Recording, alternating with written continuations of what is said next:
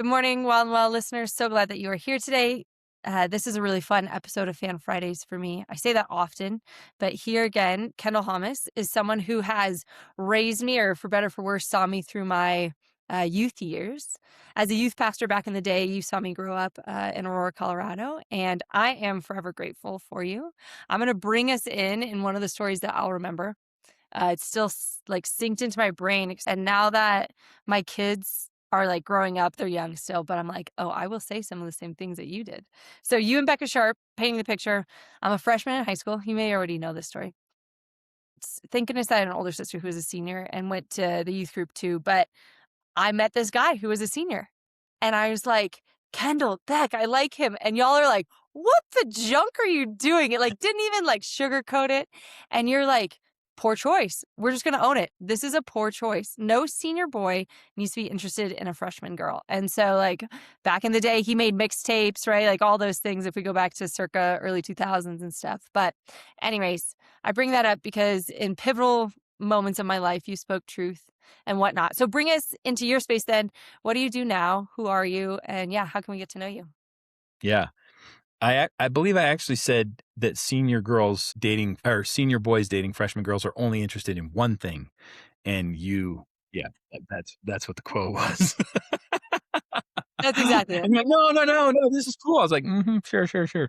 Yep. So now I'm a pastor in Southeast Aurora at E Hills Church, and I do all of our reach out stuff, work with community partners, oversee our care ministry, our For Aurora ministry, just get to throw kind of big invitation events, parties in the park, movies on the lawn during the summertime. Uh, our For Aurora ministry is kind of a big, big part of what we do. It's getting in our community and trying to show ways that we can be for our community. We say a lot of churches, a lot of places, a lot of people known for what they're against, and we want to be known for what we're for. And so we're for our community. That takes a lot of different, ways that we do that. We work in schools, partnered with schools in Cherry Creek School District, Aurora Public Schools, private charter schools. We do a lot of feeding people. We have a food bank. I'm wearing my shirt today because Thursdays first and third Thursdays of the month we have a food bank where we pass out groceries, we make hot meals. Yeah, so we're just doing a lot of stuff that tries to make our community better. Yeah, thank you for that. And that idea of for something rather than against, because in a world that feels very divisive, that's what made me come into this back in October. You said, how's your family? And we're good. We're good overall and healthy and right, all these things that I'm very grateful for. However, I also see the burdens and the pains and the weights happening in the world. And so I'm like, okay, how do I partner or facilitate a space for people to be seen, for people to know that someone or something is for them? And if we believe that there's a creator who delights in his creation, then why wouldn't I further bring that into the space and stuff? And so then going into that, as far as your husband, a dad, many, many roles, you work in this church. How long have you been at E Hills for? So I've been here since '01, so like 25 years. It'll be 25 years in October. So yeah, it's been a hot minute. Yeah, yeah, for sure. I mean, you've seen a lot of different people come through those doors. What does it look like? Paint the picture as far as work-life balance and like being at home while holding the space. Like you work Saturdays and Sundays. So even going to that space of for 25, 26 years, you have not lived quote unquote the 9 to 5. What does that look like for people in ministry? What does that look like for you specifically and your Yeah. family? Yeah, it's definitely different. We like you said, we don't do Saturdays anymore. So I have 2 full days in a row off now, Friday and Saturday. And I try to not work those days as much as I can, but that's tough. So work-life balance is always a tough. I mean, it's tough in for anybody. Everybody has unique challenges, I think, there, whether that's trying to climb a corporate ladder that requires more and more and more, or whether it's nights and weekends away from your family. Yeah, it's been interesting kind of throughout. Like there was a time when my kids were in youth sports and playing baseball and all that, and I couldn't be their coach. I could show up to their games when I could, and a lot of times relied on my wife to be there on Saturday nights when we were having services or Sunday morning tournaments, when I had to be at church. So, and now it looks a little different, like I have only one kid at home during the school year now, and he's self-sufficient. He drives, he can fend for himself. And so, there's some more flexibility that, if I'm gone a couple nights a week or if I'm got something going on the weekend, it is, but then, still trying to maintain that balance. So for me, it is, there's parts of it where I get up early to do all my things, get to the gym, spend my time with Jesus, whatever. And then, you know, but once I get home from work, usually it's like I'm there. So, uh, but yeah, that's, I remember years ago, someone said, we talk about work life balance and, like as if there's this ruler and you're trying to make it balance and it's never going to balance because you're always going to be going back and forth. And so there's some stuff in ministry that's seasonal too. And so, those weeks you do 60 hours, maybe the next week you can do 30 hours and, the busy times feel like a sprint sometimes, but then you get a chance to relax and take a break too. So, For sure. What, as you were sharing that of, like, busy seasons, we went on mission trips, we've done life together, right? Like, when I was going through youth and stuff. What was it like to be, what, 22, 23, and leading out 18-year-olds, 17, 16? Like, do you remember those days? And if so, like, I don't know, that just coming up for me. I remember you and another Oshaki, and then Beck, that they were like, when you all reflected, you're like, "Someone gave us the baton to say, like, hey, we are qualified to speak life into these teens who were only really 5 years older, maybe, than some of these." Will you speak into that and just, I don't know why that's coming up for me, but that evolution of I am qualified to hold space for others, and then now 25 years later, I'm qualified to hold space for people who are coming to get the food bank, people who need a hot meal, people who want to gather and help. totally. I am the second oldest person on our staff right now. For a long time, I was the youngest person on our staff, and it was different. And it is a challenge now. Churches are facing this major challenge of leaders giving up leadership to young people. Like there's a growing issue within churches of people, pastors and lead pastors and people staying around past retirement age because they don't trust the next generation to take the ball and run with it. So, yeah, it was interesting. It was a lot of fun. I mean, I was going on trips as a 24, 25-year-old dude where we were going to Southern California for a week and touring around with a bunch of high school students and hanging out and getting to go on international mission trips and stuff like. So it was a blast. The most common question was, "Are any adults going on this trip?" And I was like, I have my own children. Like this is not that. Yes, I'm an adult, and people were always like, they always wanted like someone in their 30s to go along with us so that it wasn't just us 3 25-year-old staff people that were leading the trips. They didn't sometimes feel like we could take responsibility. So, but yeah, it was definitely a cool thing. And I'm trying to just remember that and keep that in mind as I'm raising up a next level of leaders. Like everybody doesn't have to have it all together. They don't have to know everything. They don't have to do it perfectly. We made a lot of mistakes and we learned as we went, and we want to allow people to still have that grace and still have that ability as well. Yeah. And Yeah. again, I opened with how you were able to hold the line of when it mattered. When it mattered, you did hold the line, because I do remember that one question of like, he only wants one thing. And I was like, no way, so naive. But I listened to you because I had that respect for you until like say la vie. And fortunately it didn't work out and stuff. But nonetheless, you've held that balance then there too of we're gonna have fun. We're gonna do life as God created us to do life. And in that it can be fun. And you've had that joy throughout your whole life, or from what I've known for the last 20 some years and stuff. And so please hear me say thank you, because often we see either from the pulpit or whatnot, people who are very like mask on, very professional, or people who are like, no rules. And it's like, no, I think there's a balance. Like, I think, not I think, biblically and scripturally, and also just psychologically, God created us to have structure, to say, no, there are bounds in which I don't want you to go out of, not because it's right or wrong in the sense of you're bad or good, but because I've designed this to be lived in a way that is beautiful and that is created and designed. And so thank you for teaching me that. Thank you for holding the line when I made Yeah. poor choices. Uh, yeah. And so, no, I do. I say that behind the scenes, but also in person when I got to see you at another friend's 50th birthday party last summer.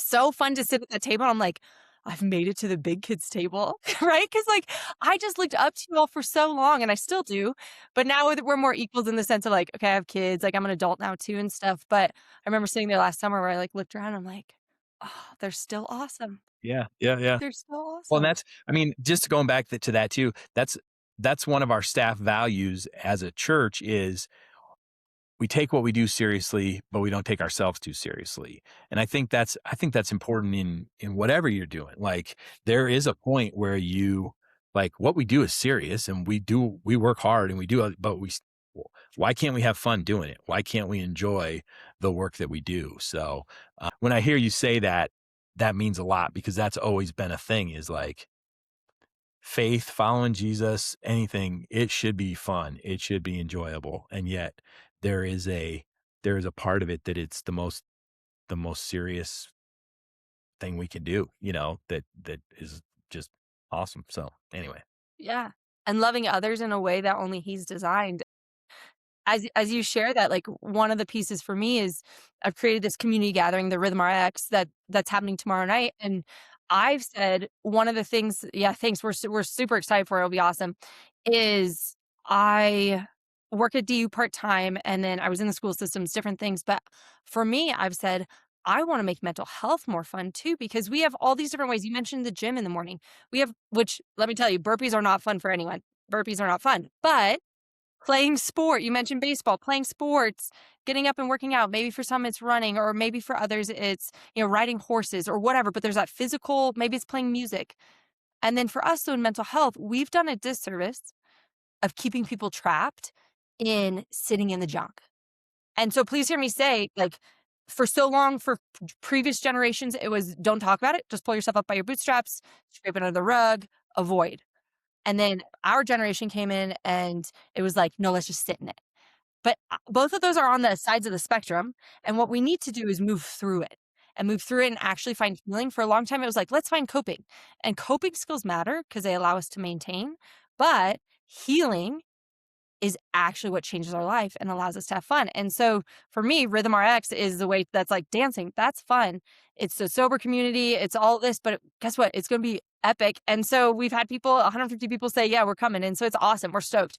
But I appreciate you saying, hey, Jesus can be fun. This relationship with God can have such depth to it and a seriousness of, yeah, he'll meet you in your deepest needs when cancer comes in or when there's a death in the family or through, horrific situations or oppression. And also, guess what? He wants you to dance like David and Miriam. He wants you to sing. He wants you to play and be in community. Like you and Son have been married for how long? I'm putting you on the spot. 31. This year's 31. Yeah. Yeah. So 31 in G. Marry the Yeah. one. That's awesome. I mean, so you get it too because you've committed to a relationship and you and Son are a role model in that too of, hey, it takes work. I remember y'all saying that up on stage too, where you're like, look, it takes work. But when you do it, it's worth it. Totally. Totally. Yeah.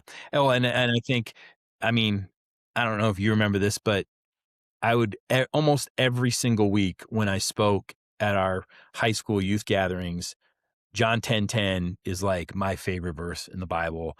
The beginning of it says, "Thief comes to steal, kill, and destroy," but Jesus says, "I have come that you might have life and have it to the full." And that's kind of like my life verse of like, yeah, we want to have life to the full. It's supposed to be fun. It's supposed to be enjoyable. It's going to be hard at times, but it's going to be full life. So yeah, And I would go as far to say that those that are pursuing that, and not to say there aren't bumps, right? We're gonna ebb and yeah, flow, totally, but those that are pursuing that and get it to the core are actually living in accordance to God.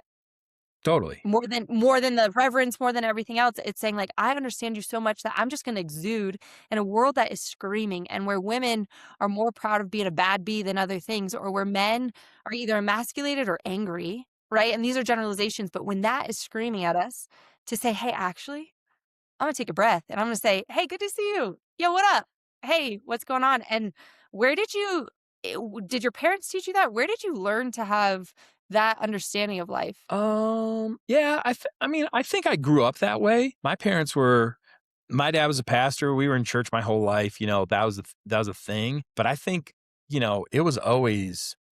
life is supposed to be fun, so we were we were outside all the time. We were skiing, we were camping, we were doing all like we were driving all over the country, seeing things. Like it was just life was meant to be fun, and so yeah, I think I was just kind of just grew up that way. And would you rather be in front on stage and, like, teaching and all of that and, like, crafting the sermon, or would you rather be out amongst the people, like, playing and stuff, or is it a combination and that's what you love about your job? It's a combination. I like the upfront stuff. I like to teach. Don't what I this is gonna sound terrible. What I don't love is like 20 people. I either want like a big group of people or I want like 2 people at a table.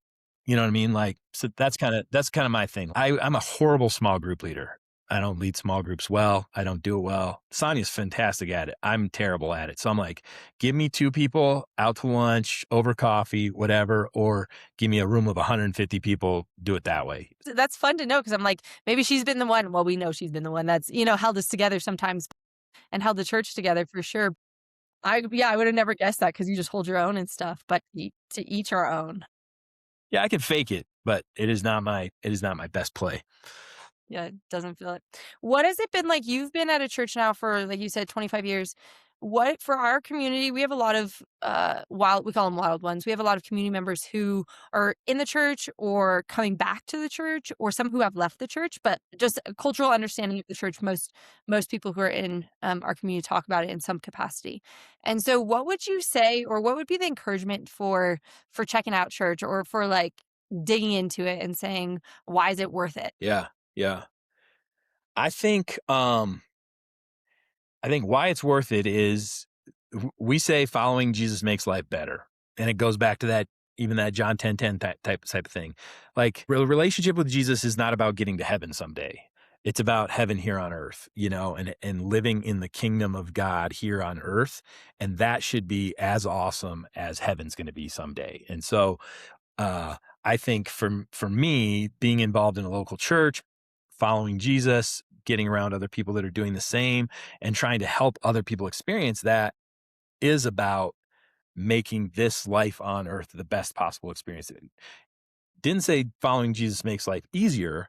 It makes life better. And so there's going to be hard times. There's going to be stuff you go through, all that. But I believe that when you are engaged with Jesus, you're trying to live the way he lived, not crazy Christianity that's being forced on some people and but like the way Jesus lived and the way the Bible talks about how Jesus lived. If you're trying to live that way, you're going to have a better experience here on earth. And so I think that's my thing. And I think one of the things we like to say here at Eastern Hills, we want to be a place that people that unchurched people want to come and check out. Whether that means you've never been to church, whether that means you've been hurt by church in the past, whether it means you grew up with some church and some religion that doesn't really seem to fit your life now. We're all given this like Sunday school version of church, and then life gets complicated. You're like, well, how does this all work? And you have to kind of figure that out. So we're trying to be a place for those people. And I think what happens is people end up in a place like that and they go, oh, there is something here. There is something different about this. So Cool.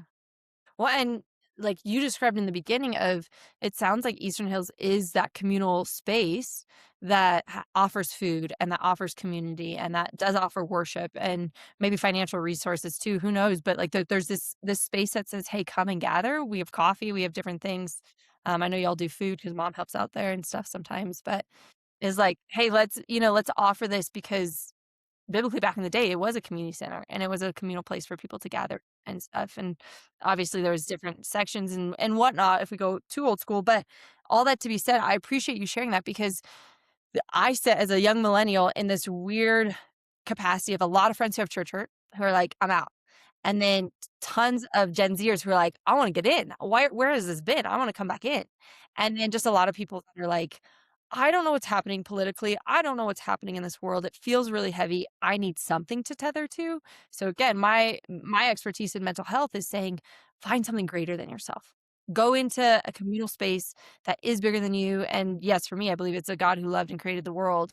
Um, and then, sent his only son because he loved us, right? Like that is the premise. And so for you to share, hey, heaven here on earth is more palatable and like I think is actually the truth if we get into the mysticism and whatnot. But it makes sense psychologically too of I'm not living for 10, 20, 60 years down the future for now. How do I do this here on earth? Something that I appreciate that you taught me from a young age is that you just do life and it's messy, but we don't have to have it all together. I have a daughter walking in that's like, Mom, I'm on summer break. Let's play, or whatever. And so coming into the space again of that balance, it isn't that ruler, again, speaking wisdom 25 years later into my life, but that mesh or that enmeshment of what is the work life balance and the rhythms there. So, anything else that you want to share as far as your world and church? Others, I'm going to ask you some questions as far as seat at the table. What's the outreach like? I'll ask these two questions and then we'll go into the final one. But what's the outreach like as far as men in the church right now? And then as far as mothers in the church right now, Yeah. your experience? I think so. Here at eHills, literally, we've doubled in size as a church in the last 2 years, which is wild.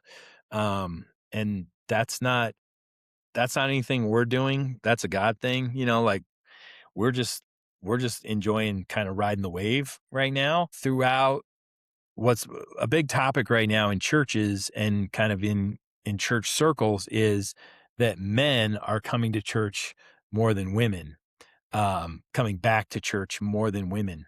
And there's some things that are like all over the board with that. Some people are going, yeah, that's because, young men are getting fired up about Jesus and that's a really good thing. And then there's some people that are like, that's because the church generally hasn't treated women well and so they're not coming. So there's people looking at it in a really positive way, and there's people looking at it in a more negative way. So I don't know that I have any input on that, but we've seen men. We, uh, dude, we've had some random stuff. I had a guy walk in here on a Wednesday night, and he goes, "God told me I was supposed to come into this church tonight." And he's like, "I've never been in a church in my life," and I was like, all right. Well, we're doing alpha right now. It's the second week of alpha. Alpha is a course where you can come and ask questions you have about faith. It's super non-judgmental. It's not forcing anything on anybody. And he's like, cool. I can't stay tonight, but I'll be here next week. And he went through alpha and he's been coming to church every week since. And that started in last November, or in last September. So there's some super random stuff where guys are just jumping in, and I think there is a piece of it where, um, I think for men, sometimes it's difficult to know what else is there in life if you're working a job, and I think for guys, there's a lot of times when guys don't feel successful. They don't if they're not killing it at work, if they're not killing it as a dad, if they're not killing it as a husband, there's like, am I doing anything right? And I think to be in a place where there's other guys that are feeling the same way and where there's grace and where there's like, sometimes we're just doing the best we can. I think that's attractive to people. And not just guys, I think that's attractive to anybody. As far as moms, we make a joke around here that it's almost a requirement to have your baby carrier on your arm when you come through the door of church. It just feels like, man, we just have strollers and baby carriers and kids everywhere. So, we have a moms program here that meets during the school year, eHills Moms, and it's just packed with people. And those are just women that are getting together and supporting each other. And just a lot of what they talk about is what are we doing and how are we doing it and how can we help each other through it? And this is not an easy thing. And so it's a super cool thing, and I think, but I just think everybody's looking for community. Everybody's looking for people that are in the same situations they are. Someone that's going to tell them they're doing a good job and they're doing their best and keep up the good work and let's enjoy life together. So Yeah. yeah, Which is awesome to hear in someone who's at a large church and one that's thriving to say like, no, this is what we actually believe. Like, let me take the mask off. And not that you've ever worn a mask, truthfully, you're probably the most laid back person I know, but like, let me be that spokesperson for it to say, hey, come, be present, be you, and all of that. And so I appreciate you sharing that. yeah, Question we ask everyone yep. is think about, that big table with lots and lots of food, back in the day. Don't even know who sings that. But Our similar to John 10:10 is me saying, "Look, we're gonna have a table and we're gonna eat a lot of good food." Food automatically removes barriers, and it's a 4 thing. It's when we have food present, people will come. Yep. And so you have a seat at the table. Yep. What food are you bringing? What dish? And then who you bringing with you? I'm saying, okay, one of my favorite things that I always try to convince my wife to bring to parties is I think they call it romaki. It's bacon wrapped chestnuts. So you take a chestnut, put it on with a bacon around it, and then like this barbecuey Asian delicious sauce poured over it. They go in the oven, they get warm. And So do they kinda, like, crystallize then? yeah, like the sauce kinda crystallizes a little bit, the bacon cooks, you know, so like everyone you put it out at a party, they're gone like that, and they're Y one of my so I'm bringing that. Yeah. Awesome. So I love that idea because I love bacon wrapped jalapenos, and so to me, that's just, like, a little more sugary or, like, it adds, like, a crystallization that I'm down for. Okay, so what's the name of that you think? Ramaki, I think it's called. Maki, okay. Bring Ramaki. in ramaki, and who's coming with you? Oh, I'm bringing my wife, Sonia. She's a babe. I I joke that I would just carry her in my pocket if I could. Sometimes I need a little space. I'm like, "Okay, whatever." You're the one okay, you and I are similar. Nick's Yeah, like, yeah. "I love you so much, and, like, let's at least" yeah. She's my person. Like when we were doing trips back in the day, I'd be gone for a week at, camp or a mission trip or something like that, and she'd be like, "Finally," you know? Like, I get stuff done, I get to do whatever I want, like yeah, so And you'd be like, "I just miss her. I just" yeah, yeah. Oh, totally. I'm like, we shared an office for 12 years, literally sitting across. We shared a desk. We sat at the same desk on opposite sides like, I'm like, yeah. So And you're like, "I miss that," and she's like, "We have great my partnership." own office now. But no, I mean, again, I talked about this, but think like my parents call Nick thank God because of the choices that I made and stuff. And you've seen some of those. And but to be married to a partner and a spouse that is so rad, so cool, and just like my best friend. That's what I say to my kids, even I'm like, look, I love you. And your dad's my favorite person. I love you. And your dad's my favorite person, and you and Son have modeled that for a long time. So, thank you for sharing all this. Thank you for being on here, Kendall. As always, it was fun to connect. I got to see Beck when we went to Nashville a month ago, and so it's so fun to like go through the Rolodex of people we know and just laugh down memory lane and all of that. But I am who I am and love the world in part because of you and the things that you and your team and your wife and different people have shared in my life. So, thank you, thank you, thank you. For sure, for sure. Yeah. Anything else you wanna add that you'd love for people to take away? Otherwise, good nuggets here. Yeah, no, I mean, we can't make it tomorrow night, but I'm so excited for that too, and make sure you invite us to the next one because I'm sure it will not be a one-time thing. It seems like a sweet deal that's gonna be going on, so appreciate you and everything you're doing, so Yeah, thank you. yeah. Yeah, invites will be there. Dylan, I'm like, "Come on, get your boys here. Let's go. Let's go have some fun and stuff." But it's hard because it's a Memorial Weekend, right? And it was like either Thursday night or Memorial Weekend, and I'm like, "All right, we're doing a Friday night on Memorial Weekend." But nonetheless, got a great community coming and partnering with, yeah, local churches, local spaces, but also other just people who need to be seen and wanna be Yeah, seen and stuff. so So cool. thank you for being on here. Well, listeners, that's another episode of Fan Fridays with Kendal Hommes this time. I hope you all have a great weekend. Be well. See ya.